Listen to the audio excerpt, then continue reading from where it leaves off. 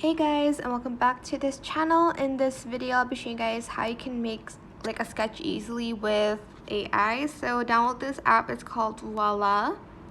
Then you're going to scroll down until you find my sketch. You're just going to select try it. Then you're going to select continue. Allow access to all photos.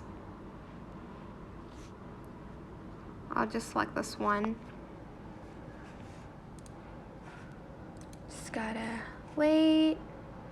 You can upgrade to Pro and to speed up the process, but I choose not to. Oops.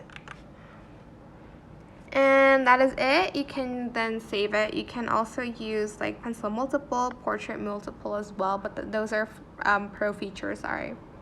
I hope it was helpful for you guys. Don't forget to like, comment, share, and also subscribe to this channel if you haven't done that already. If you have any more questions about this video, just leave it in the comment section down below. I will try my best to answer them all for you guys. And if you find this video helpful, please click the thanks button as well. That is it for this video. Thank you so much for watching. Bye.